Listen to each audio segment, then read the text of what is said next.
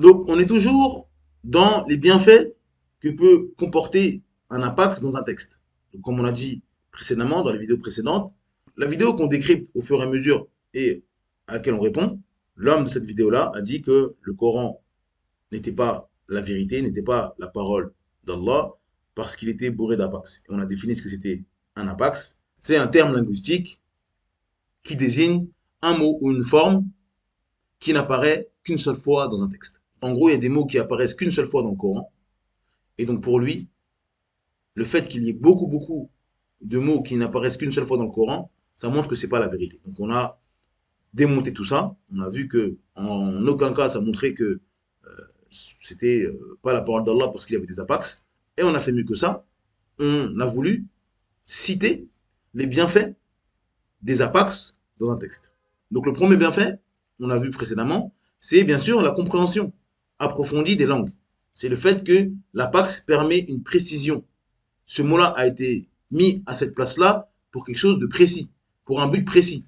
Et donc mettre un apax dans cet endroit-là, dans ce contexte-là, justement, ça montre une précision et l'objectif, c'est nous qui lisons ce texte-là ou qui entendons ce texte-là, on a quelque chose de précis et ça améliore la compréhension. Et on a donné des exemples dans le Coran al-Karim. Le deuxième bienfait que les linguistes donnent à l'apax, c'est la richesse lexicale et stylistique. Donc, l'étude des apax révèle la richesse du vocabulaire utilisé par un auteur. Donc, que ce soit un livre fait par un humain, mais nous, ce qui nous intéresse, bien sûr, c'est le Coran. Et donc, le fait qu'il y ait beaucoup d'apax, ça montre justement la richesse du vocabulaire. Et dans certains cas, un auteur, il peut choisir d'utiliser un mot unique pour exprimer une idée complexe, ce qui enrichit la dimension stylistique de l'œuvre. Donc justement, nous on prétend que le Coran est parfait. Le Coran, c'est la parole d'Allah. Et donc toute personne qui maîtrise la langue arabe comprend tout de suite que ce texte-là, c'est pas un texte qui a été écrit par un être humain.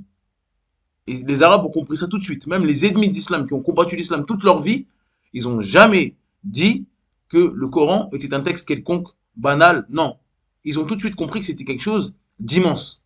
Et donc, bien sûr, les musulmans ont compris que c'était la parole d'Allah, le Seigneur de l'univers, et les mécréants, ils ont traité le prophète Mohammed sallam de fou, de sorcier. Ils disaient ça vient du diable. Parce qu'ils savaient que c'était pas un humain. Donc ils ont dit que ça vient de n'importe qui, mais pas de lui, et pas d'un humain. Ils savaient qu'ils ne pouvaient pas maîtriser cela. Et donc, certes, comme c'est des mécréants, ils ont dit c'est le diable, etc. Mais ils savaient que c'était pas un humain, ce n'est pas possible. Parce que justement, le Coran est bourré d'apax. Et ça montre la perfection, et ça montre que c'est pas humain. Donc, ce qu'il prétend être une diminution et une preuve que c'est faux, le Coran, au contraire, ça montre à quel point c'est pas possible que ça soit humain, mais que c'est forcément divin. Et donc, comme on a dit, le fait de multiplier les mots, et peut-être parfois utiliser un mot une fois ou deux, en tout cas très rarement, ça montre la richesse stylistique et la précision. Par exemple, le terme peur. Dans le Coran, le terme peur, il va être utilisé plusieurs fois dans le Coran, mais avec des mots différents. Et c'est important de savoir aussi que dans la langue arabe, il n'y a pas de synonyme. Il n'y a pas de synonyme dans la langue arabe. Il n'y a pas de mots qui veulent dire exactement la même chose dans la langue arabe. Parfois, il y a des mots qui ont un sens général identique. Donc ça veut dire peur. Mais il y a toujours une subtilité qui fait que ce mot-là veut dire peur, l'autre veut dire peur, celui aussi veut dire peur, mais c'est pas pareil.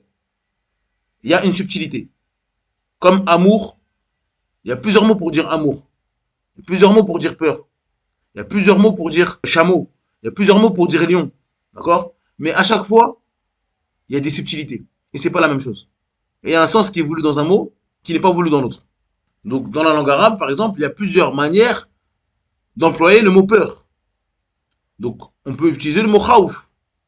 Donc, khawf, c'est une expression qui reflète la souffrance du cœur, due à la peur de tomber dans une difficulté future, ou le trouble du cœur lorsque l'on pense à une chose effrayante. Ça, c'est el khawf. Dans le cœur, il se passe quelque chose, et cette chose-là, on a peur de tomber dans la difficulté. On a peur d'avoir mal, on a peur de souffrir. Donc le cœur, il est troublé par une chose effrayante. Donc ça peut être une situation, ça peut être une personne, etc. Donc, al-khawf, c'est ça. Mais il existe, comme on l'a dit, énormément de mots pour signifier la peur. Mais ces mots-là, ils veulent tous dire, entre guillemets, peur, mais il y a des subtilités différentes. Et donc, parfois, Allah va utiliser ce mot-là, parfois l'autre, et ainsi de suite. Donc ça montre justement la richesse du vocabulaire du Coran. Parmi les mots qui signifient peur, même si, encore une fois, il n'y a pas de synonyme dans la langue arabe, il y a al-wajal. Al-wajal, c'est un frémissement et une déchirure du cœur lorsqu'on évoque celui qui domine, son châtiment ou sa vision. Donc cette peur-là, elle est spécifique à celui qui domine et qui est plus fort que nous. Donc un homme qui a peur d'un insecte ne peut pas utiliser le mot wajal. Donc on peut pas, nous en français on va dire j'ai peur des cafards, j'ai peur des araignées.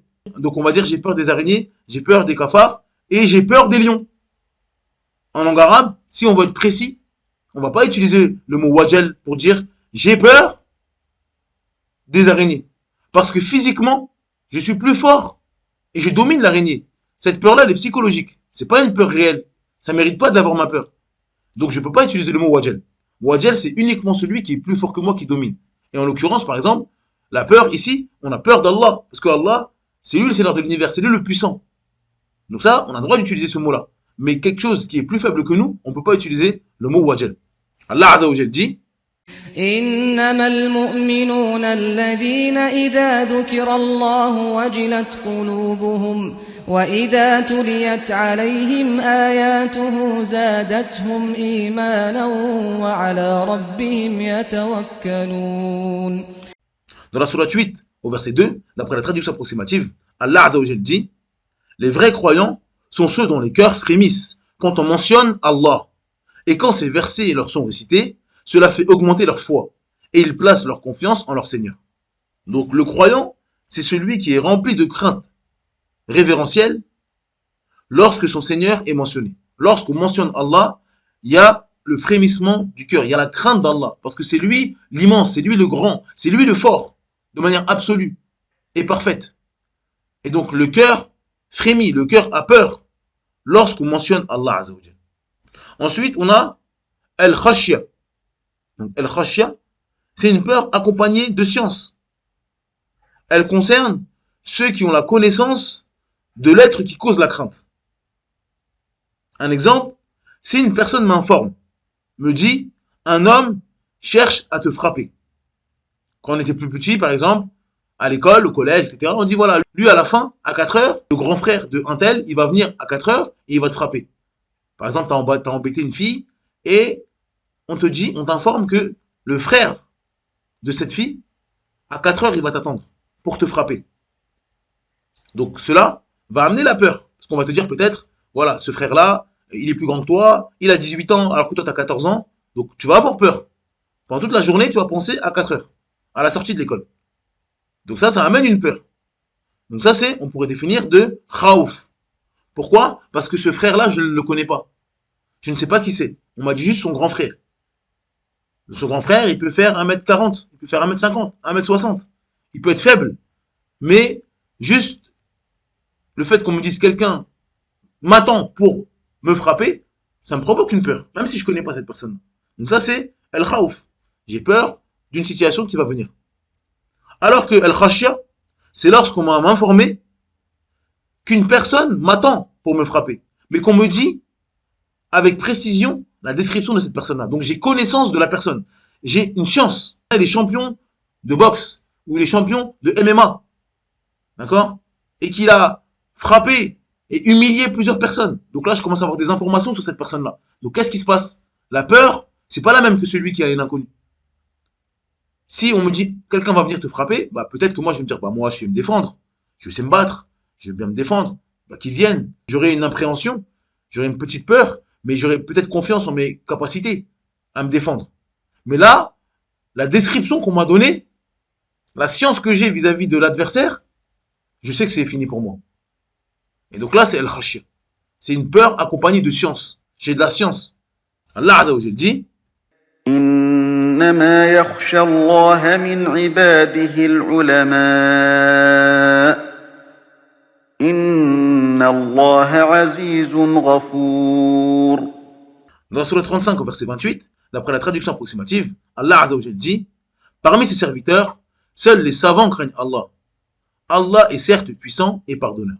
Donc Allah Azza wa Jal utilise al-khashya ici. Il n'utilise pas al-khawf. Pourquoi? Parce qu'il parle des savants. Et seul le savant possède al-khashya. Pourquoi? Parce que il n'y a que le savant qui connaît Allah. Donc le savant, c'est celui qui connaît Allah Azza wa Jal, avec ses noms, ses attributs parfaits. Et donc comme il connaît Allah, sa grandeur, son immensité, sa perfection, lui, qu'est-ce qui va naître dans son cœur? Al-khashya. Alors que l'ignorant, il aura al-khawf. Quand on vous dit qu'il y a un paradis, il y a un enfer.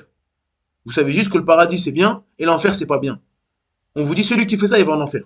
Bah il y aura une peur parce que je sais que l'enfer c'est pas bien de manière générale. Mais celui qui a étudié, qui a lu tous les textes de l'enfer avec tous les châtiments précisément, il sait exactement ce qui va se passer. Bah lui, il va avoir une khashya, il va avoir peur, une peur différente parce qu'il a de la connaissance.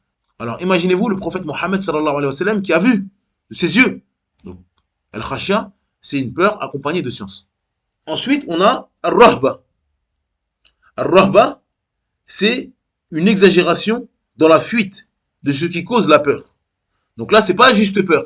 Parce qu'on peut avoir peur et être tétanisé. Il y a des gens face à la peur, ils sont tétanisés, ils ne bougent pas. Ils ont peur. Mais Ar-Rahba, il y a la notion de fuite. C'est-à-dire que j'ai peur, mais je donne mon maximum pour fuir la chose qui est crainte. Comme si on a un chien face à nous. Il y a des gens face à un chien, ils sont tétanisés, ils ne bougent pas.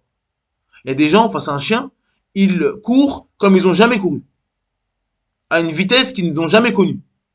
Donc, à Rahba, il y a la notion de fuir. Donc, cette fuite, elle peut être physique, véritablement, il fuit avec ses jambes. Il y a aussi une fuite abstraite, c'est-à-dire que le musulman qui connaît Allah, qui craint Allah, il sait que ça, c'est un péché. Il sait que la fornication, c'est un immense péché. Il sait que la fornication, c'est quelque chose qui est détesté auprès d'Allah. Donc, lui, qu'est-ce qu'il fait? Comme il a peur de tomber dans ça, il fuit cela. Donc, il s'éloigne des endroits qui peuvent le faire tomber dans la fornication. Dans les endroits qui appellent la fornication, qui rendent la fornication cool. C'est rien, c'est pas grave. Il faut faire des expériences, etc. Tout ce qui amène à la fornication, il s'en éloigne. Pourquoi? Parce qu'il a peur d'y tomber. Donc la personne, elle fait tout pour se trouver loin de ce qui provoque la peur. Il met une barrière entre lui et ce qui lui fait peur. Donc cette peur-là, elle est continuelle. Il ne veut jamais s'approcher. Il dit, je vais jamais aller là. Parce que si je vais là, je vais tomber sur ce qui me fait peur. Donc ça, c'est une peur qui est continue. Elle dure dans le temps. Alors qu'elle khawf, ça peut être ponctuel. Elle khawf, on peut avoir peur d'un coup, et après c'est fini. On vous parle de l'enfer, on vous dit si tu restes dans cet endroit-là, il va se passer ça, il va se passer ça, il y a des péchés, c'est haram, etc. Et on vous mentionne quelques versets, vous avez peur, vous dites ah ouais, c'est grave. Ah ouais, il faut vraiment que je fasse la hijra, il faut vraiment que je parte de ce pays. Et après votre cœur, hop, c'est fini. Au bout d'un jour, 2 jours, 1 semaine, c'est fini. Donc là, c'est El Khawf. À l'instant T, vous avez eu peur, c'est vrai. Mais après, c'est parti. Alors qu'à Rahba, vous prenez un billet d'avion, vous partez et vous dites plus jamais je reviens à cet endroit-là. Parce que cet endroit-là, il va m'emmener à ma perte. Et donc là, c'est continu. Dès qu'au bout de 5 ans, on vous dit allez, tu peux retourner. Non, il dit non, jamais de la vie. Cet endroit-là, en 1 semaine, on peut disparaître de la circulation. Et on peut voir notre foi disparaître. Donc lui, là, Ar-Rahba. Allah Azza wa Jal dit لأنتم أشد رهبة في صدورهم من الله ذلك بأنهم قوم لا يفقهون. Dans la sourate 59 au verset 13, d'après la traduction approximative, Allah Azza wa Jal dit vous jetez dans leur cœur plus de terreur qu'Allah. C'est qu'ils sont des gens qui ne comprennent pas. Donc dans ce verset, Allah Azza wa Jal, il décrit les hypocrites comme des gens qui ont une peur perpétuelle envers les croyants. Les hypocrites, ils ont peur des croyants parce qu'ils se cachent. Les hypocrites, c'est quelqu'un qui montre l'islam d'apparence, mais qui cache la mécréance. Et donc, ces gens-là, qui infiltrent les rangs des musulmans pour les combattre de l'intérieur, ils ont sans cesse peur d'être démasqués par les croyants. Donc c'est une rahba. Ils ont peur. Ils font leur maximum pour paraître musulmans. Ils vont à la mosquée, ils assistent aux assises de sciences, etc. pour ne pas être démasqués. Pour ne pas qu'on dise, mais eux, ils sont bizarres. C'est pas des musulmans, eux. Donc, ils ont peur. Donc, ils ont une rahba, c'est perpétuel. Ils jouent un rôle perpétuellement. Et donc, c'est pour ça que le prophète Mohammed sallam nous dit que les prières les plus difficiles pour les hypocrites, c'est la prière du Fajr, de l'aube, et la prière du Isha, de la nuit. Parce qu'à l'époque du prophète Mohammed sallallahu alayhi wa sallam, les prières, il n'y avait pas la lumière dans la mosquée. Il n'y avait pas des bougies, il n'y avait pas des lampes, etc. Et donc ça veut dire que les prières du Fajr, donc de l'aube, c'est la nuit. Et les prières du Isha, c'est en pleine nuit.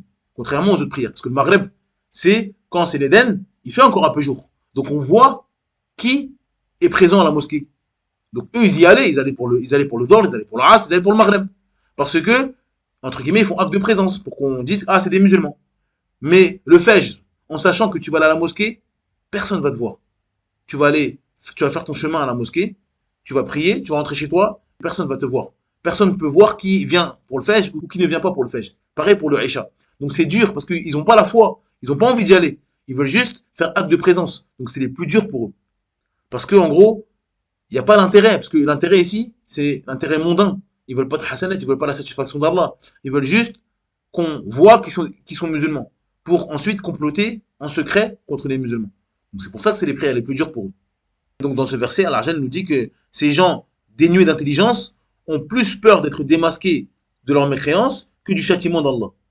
Et donc Allah Azza wa Jalla va leur préparer un châtiment douloureux. Ils ont plus peur, pour montrer leur bêtise, ils ont plus peur d'être démasqués par les musulmans que du châtiment d'Allah pour ce qu'ils font. Et ils font quelque chose de grave, ils veulent tromper les croyants, ils veulent combattre l'islam de l'intérieur. Et donc ça, c'est un châtiment douloureux pour les hypocrites.